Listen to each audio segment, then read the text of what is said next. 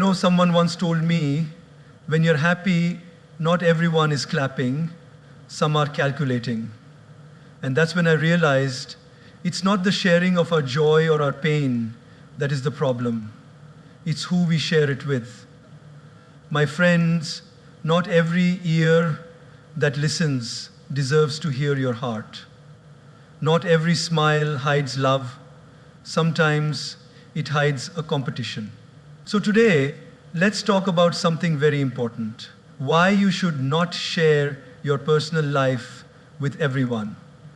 So my dear friends, before you post, before you vent, before you overshare, pause. Not everything needs to be spoken. Not every truth needs to be told. Some parts of you are meant only for God and those few hearts who love you unconditionally. May your privacy be your peace, and may your silence be your strength.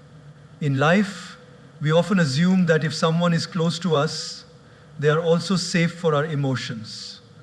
We tend to think that anyone who smiles at us or offers a listening ear is automatically a friend or a well-wisher. But the truth is far more complex. People don't always listen to you with the pure intention of understanding. Some people listen just to gather material for gossip. Some listen out of curiosity, not compassion.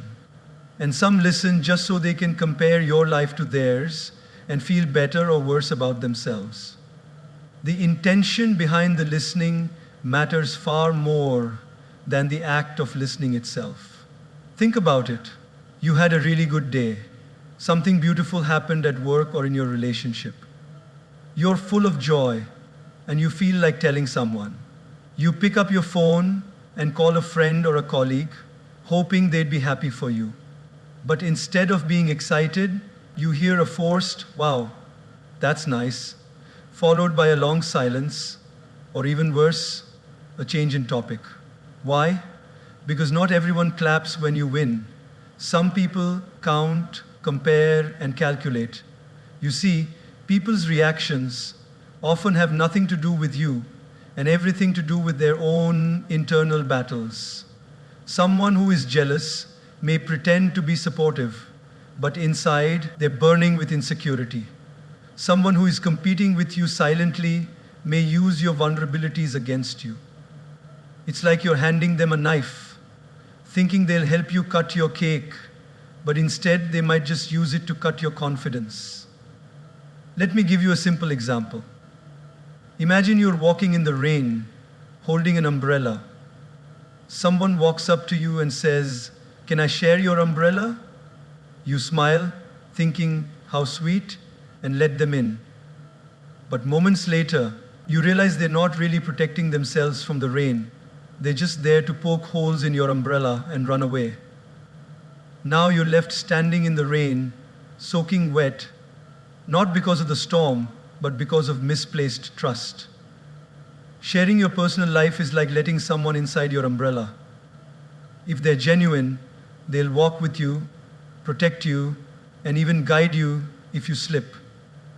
But if their intentions aren't pure, they'll only create leaks and leave when the weather gets worse. In the Bhagavad Gita, Lord Krishna says, "Perform your duty without expecting rewards and stay detached."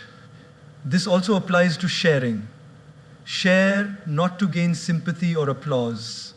Share only with those who have the emotional maturity to hold your truth without dropping it or displaying it. Many of us make the mistake of thinking emotional connection means emotional safety. But emotional connection without discernment is like leaving your house door open just because someone smiled at you from outside. You wouldn't do that with your home. So why do it with your heart?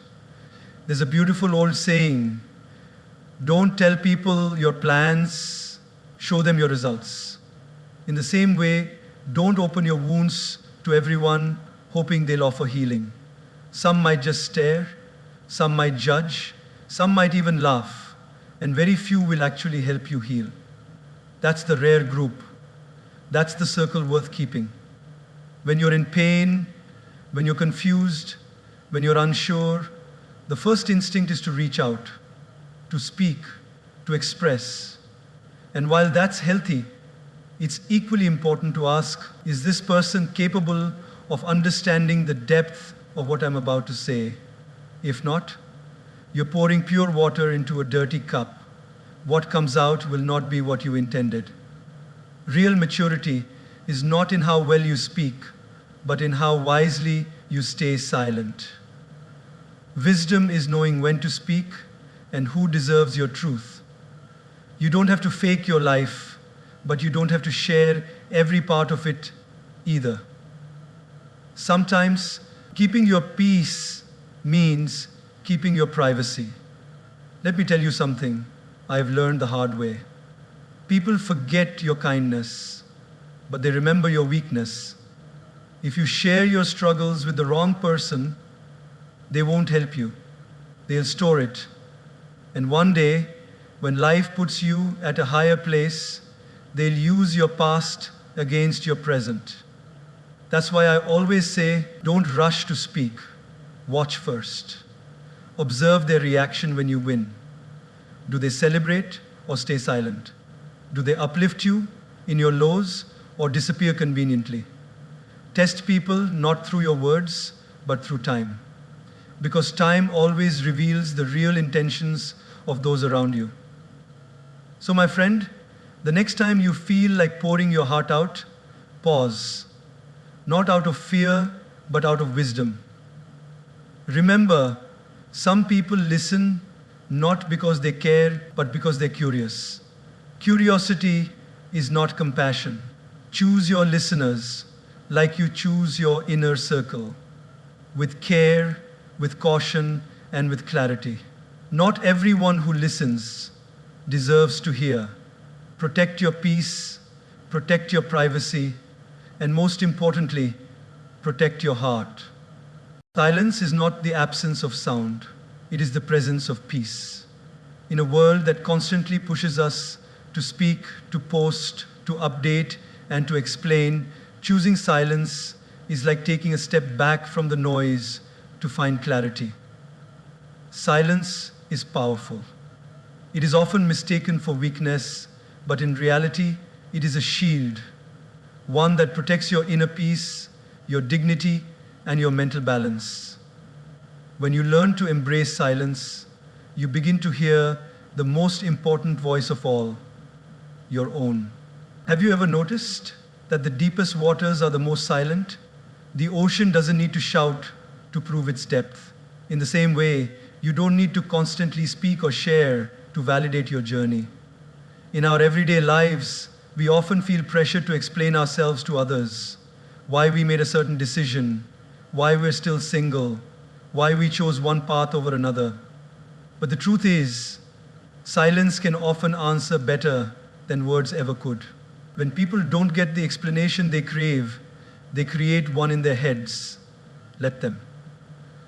Your peace is worth more than their opinion. There's a beautiful story about Buddha. One day, someone came to him and began insulting him publicly, calling him names and challenging his teachings. Buddha listened in silence. His disciples were angry and wanted to respond, but Buddha simply smiled. When the man finished, Buddha said, "If someone brings you a gift and you do not accept it, to whom does the gift belong?" The man said, "To the one who brought it." Buddha replied, "Exactly. I do not accept your anger, your words, your negativity, so they remain with you." That's the power of silence. It does not mean you are powerless. It means you are in control. Think about a moment in your life when you are misunderstood. Maybe a family member judged you, or a colleague spread rumors about you. Your first instinct might have been to defend yourself, but did it help?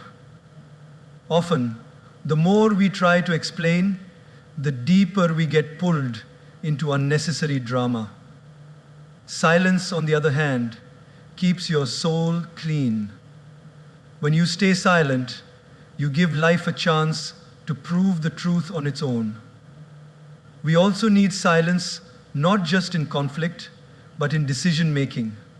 When life gets loud, when opinions, expectations, and responsibilities crowd your mind, it is in silence that you find your direction. Picture this: a snow globe that's been shaken. Everything is blurry, but let it rest in stillness and clarity returns. That's what silence does to your thoughts. It lets the mental snow settle, revealing what truly matters. In our relationships, too, silence can be golden. When we are hurt, we often speak from emotion, not wisdom. Words said in pain can never be taken back. Silence, in those moments, saves relationships. It gives us time to breathe, to reflect, to process. It creates space where healing can begin. There's a modern myth that if you don't speak up all the time, you'll be forgotten. That silence is a sign of submission. But actually, silence is a sign of strength. It says, I don't need to prove anything. I don't need your validation. I'm at peace with my truth. And that kind of inner confidence cannot be shaken. On social media, everyone is shouting about their achievements, their heartbreaks, their goals, their disappointments. But the ones who inspire us the most aren't always the loudest. They're the ones who walk quietly, but live deeply. Their lives are like a garden that grows silently, but when it blooms, it changes the atmosphere. You don't have to respond to every insult. You don't have to correct every wrong opinion about you. You don't have to share every emotion you feel. Sometimes, the most powerful move is no move at all. Just breathe. Just watch. Just trust that the truth will echo louder than any rumor. A wise person once said, "Don't speak unless it improves the silence. Let your actions speak. Let your peace speak." Because what you protect in silence becomes your strength in life. Your calm mind becomes your compass, and your silence becomes your strategy. Silence doesn't mean you're hiding. It means you're healing. It doesn't mean you're retreating. It means you're realigning. In that sacred quiet, your soul gets the space it needs to rise again. Like a seed growing in the dark soil, before it breaks the surface and becomes a tree, your growth often happens in your quietest moments. So the next time you feel the urge to explain yourself, to defend yourself, or to overshare, take a step back. Ask yourself, is this necessary? Or am I just filling the space because I'm uncomfortable with silence? Trust that silence is not empty. It's full of answers. It's full of healing. It's full of grace. When you master the art of silence, you don't just avoid conflict, you rise above it. You don't just protect your peace, you amplify it. And most importantly, you learn to live from the inside out, not the outside in. Let the world shout. Let the noise rise. That is where your real power lives. Trust is one of the most precious gifts you can give someone. And yet, many of us hand it out like candy without ever stopping to consider if the person receiving it has earned it. It's natural. We all want to believe in the good of others. We want to think that because someone smiles at us, spends time with us, or says nice things, they deserve a front row seat to the most personal parts of our life. But here's the truth. Not everyone who walks beside you is meant to walk inside your heart. Think of trust like a bank account. You don't just give your ATM card and PIN code to a stranger, right? Why? Because with that information, they could empty your life savings.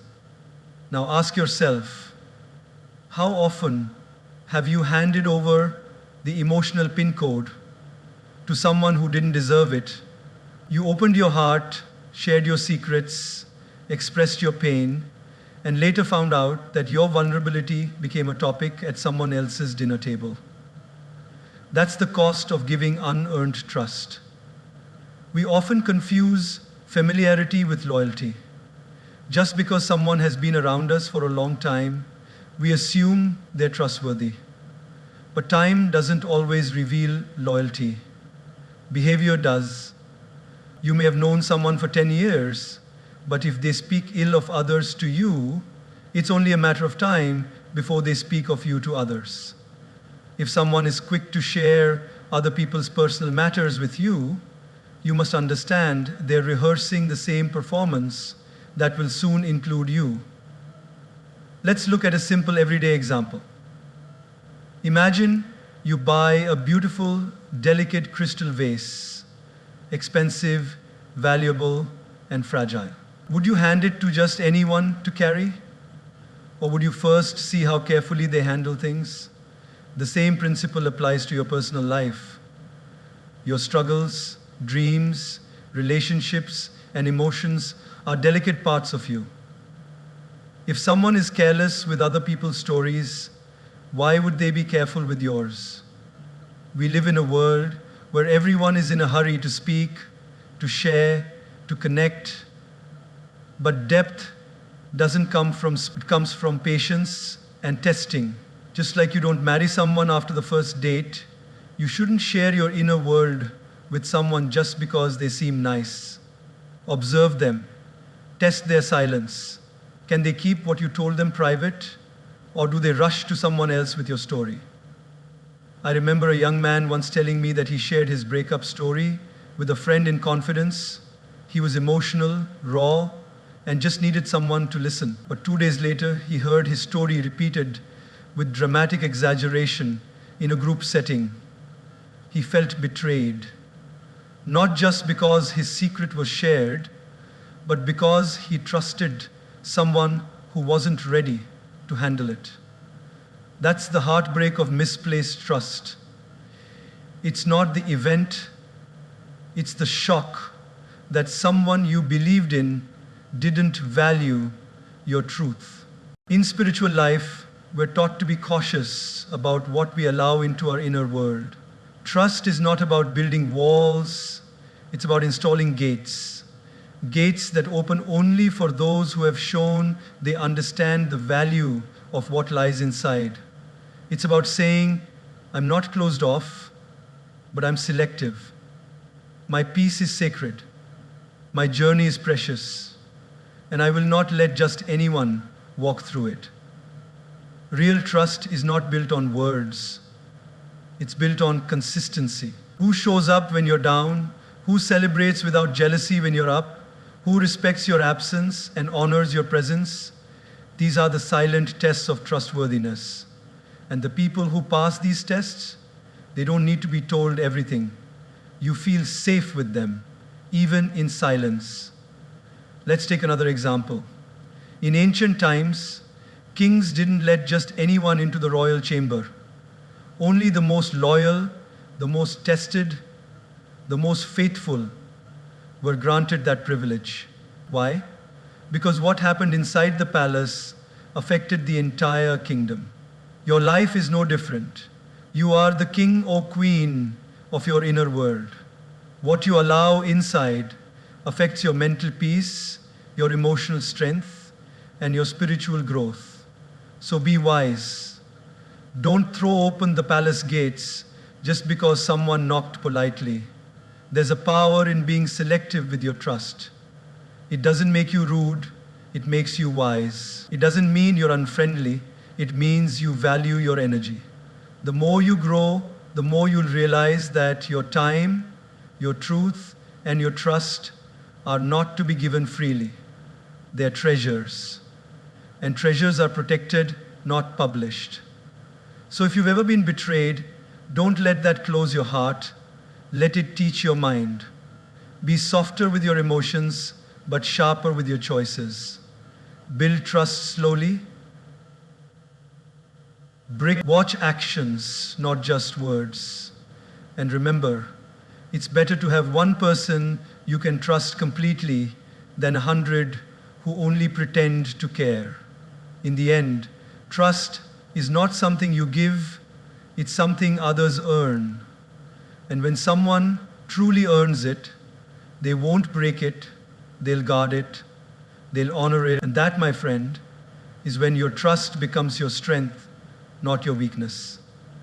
There's a silent expectation most of us carry that when we speak from the heart, the other person will listen with theirs. That when we open up and express something vulnerable, deep, or raw, the person on the receiving end will handle our truth with the same sensitivity and care that we do. But the hard reality is, not everyone is equipped to handle the weight of your truth. Some people can barely manage their own emotions, let alone hold space for yours. That's why sharing your personal life with everyone can often lead not to relief, but to regret. Your truth is like a fragile, priceless sculpture, delicate, detailed, and deeply personal. And just as you wouldn't hand that sculpture to someone with clumsy hands, you shouldn't hand over your truth to someone with a careless heart. There are people who will misunderstand your story, not because you didn't explain it well, but because they simply don't have the emotional depth to grasp it. There are people who will misinterpret your vulnerability as weakness or your honesty as drama, because they are too entangled in their own unresolved emotions to truly see you. Think of it like this. If you show a complex piece of art to someone who has never studied or appreciated fine art, they might say, "What is this? I don't get it." But show it to someone who understands its depth, and they will stand in awe, absorbing every color, every stroke, every layer of meaning. Your truth is that piece of art. It requires the right eyes, the right heart, the right mind to understand and appreciate it. Let me share a simple daily life example. Imagine a young woman who has gone through a traumatic relationship. She trusted someone, gave her best, and ended up broken. After months of healing, she decides to share her story with a friend, expecting support and understanding. But instead of comfort, the friend says, "Maybe you're just too emotional," or "You should have seen it coming." At that moment, the woman feels not only hurt, but also foolish for opening up. What happened? The friend wasn't bad, just unequipped. She lacked the emotional tools to deal with someone else's pain. This is why it's important to be careful, not secretive, but intentional, about whom you confide in. Everyone doesn't deserve access to your inner world. It's not about being cold or guarded, it's about being wise. Because once a personal truth is out, you can't take it back. It lives in someone else's memory now. And how they use it is beyond your control. If they are trustworthy, your truth becomes sacred. But if they are not, your truth becomes gossip, judgment, or a weapon. We often mistake closeness for capacity. Just because someone is close to you, family, a longtime friend, or a colleague, doesn't mean they have the emotional maturity to handle what you're going through. You might be opening up to someone who hasn't even healed from their own pain, and instead of offering empathy, they project their unhealed trauma back onto you. Sometimes, in our eagerness to feel heard, we speak too soon. But timing matters, maturity matters. The listener's emotional strength matters. A flower doesn't bloom in winter for a reason, because the environment isn't right. Likewise, your truth will not bloom in every heart. It needs fertile ground, someone with patience, compassion, and understanding. In spiritual practice, we are taught to observe before we speak, to feel the energy of a person before we share something precious. Because words are not just sounds, they are vibrations. And when those vibrations are received by a bitter or negative soul, they get twisted, misunderstood, and thrown back at us in forms we never expected. You don't owe anyone your truth. Let that sink in. You don't have to explain your past, justify your decisions, or unpack your struggles to anyone who hasn't earned the right to hear them. Just like a doctor wouldn't give a sharp surgical tool to an untrained person, you shouldn't give your deepest truths to someone who isn't emotionally equipped to hold them with care. And yes, there will be people who will call you too quiet, too private, too reserved. Let them. What they call mystery, you call protection. What they call distance, you call wisdom. It's not your responsibility to make your life understandable to everyone. It's your responsibility to live it in a way that honors your peace. Let your life speak louder than your explanations. Let your growth be the answer to their questions.